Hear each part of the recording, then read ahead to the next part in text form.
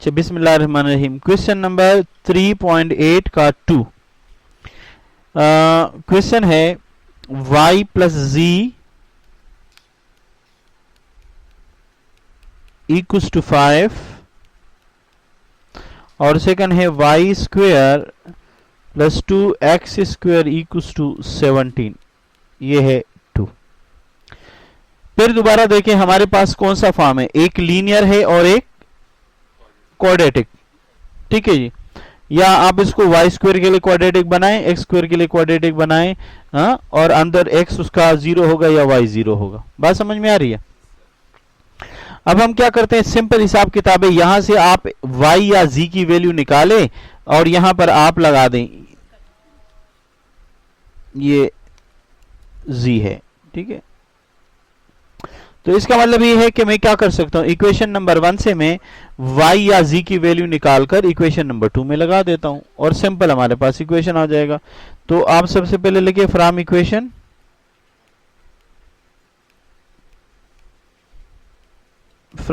One y plus z equals to 5। अब बताएं y plus z अगर 5 के बराबर हुआ तो इसका मतलब है y बराबर रहा 5 माइनस z। इस इक्वेशन 3 का नाम दे दिया। कुछ बोलना चाह रहे? फिर क्या करूंगा मैं, अब मैं इस इक्वेशन 3 को 2 में सब्स्टिट्यूट कर देता हूं। किसकी जगह, ये y नजर आ रहे, y की जगह y को लगाना है, लेकिन आपको लिखना पड़ेगा putting equation 3 in equation 2 we get.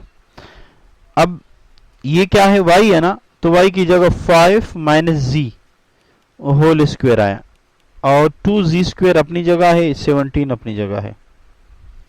अब आप a माइनस बी का होल स्क्वायर फार्मूला लगाएंगे, लगा सकता हूं ना।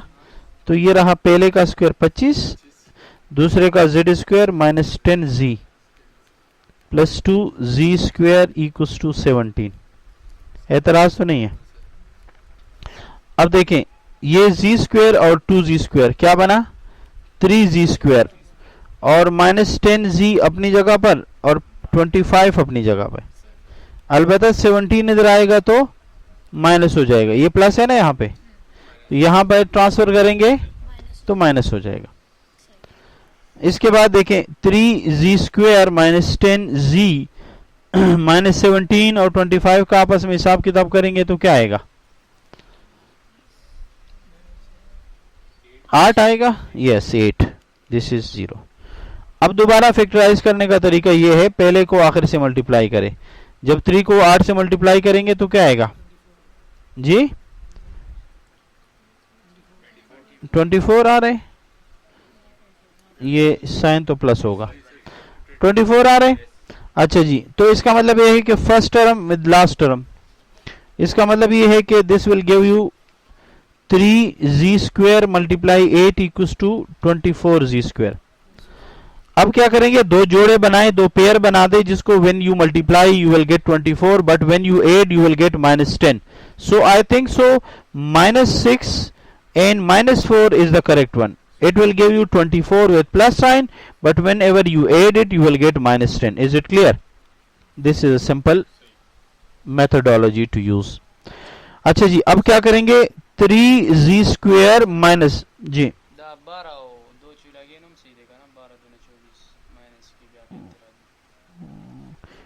नहीं ना, अगर 12 और 2 को हम लगाएंगे ना तो 24 तो आ रहे, पर 12 और 2 को आपस में जब आप हिसाब किताब करेंगे, मैं करके दिखा देता हूं। देखें 12 इंटू 2 मीन्स 24, ये बात तो सही है, पर साइन का चक्कर होगा ना। क्यों, जब आप यहां पर माइनस लगाएंगे यहां प्लस लगाएंगे तो यहां साइन माइनस आएगा, तुम्हें तो प्लस चाहिए, तो इसलिए ये 12 और 2 का पेयर आपस में चलेगा नहीं। ठीक, तो ये लगा तो दिया दोनों में माइनस, बाबू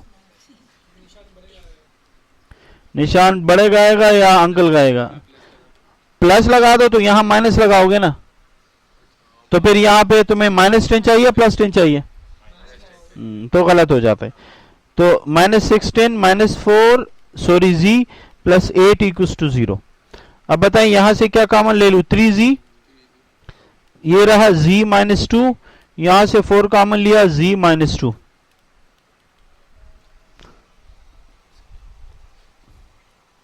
कुछ बोलना है तो जल्दी बोले, मुझे मैं डिस्टर्ब हो रहा हूँ। अच्छा, मैंने कहा बोलना है तो मैं फिर डिस्टर्ब होता हूँ ना, इसी वजह से कर। अब ये z-2 दोनों इनमें से कॉमन ले लेते हैं। तो जब ये z-2 कॉमन लेंगे तो यहां आएगा 3z-4 इक्वल्स टू 0। अब यहां पर फिर वही रूल है कि अगर एक 0 है दूसरा 0 नहीं है, लेकिन आपको बिल्कुल एहतियात से लिखना है।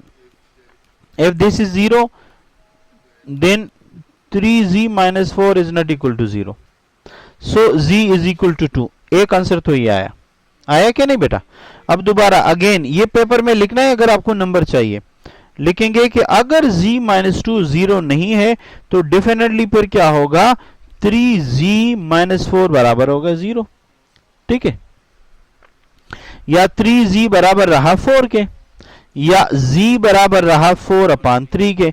इसी तरह आपके पास z के कितनी वैल्यूज आई, so z equals to 1:2 and z equals to 4/3। अब अगर आप देखें, हमें हमारे पास इक्वेशन नंबर 3 नजर आ रहा होगा।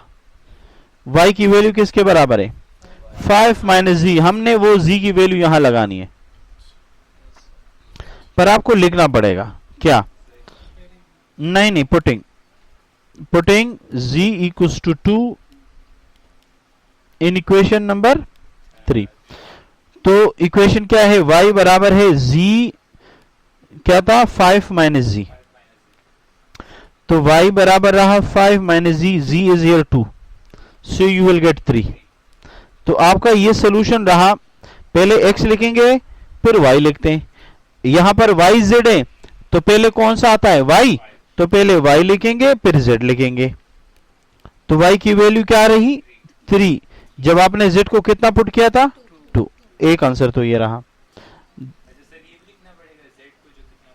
जी बेटा, यही तो निकालना है। इसी तरह putting z equal to 4/3 in equation number, yes, तो इक्वेशन नंबर 3 क्या है, y बराबर है 5 माइनस z।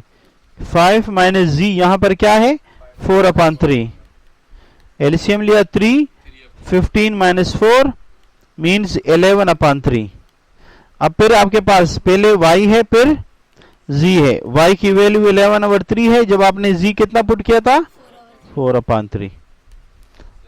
अगर आप इसको सॉल्यूशन सेट में लिखना चाहते हैं, 3 2 and this is answer. Done है जी।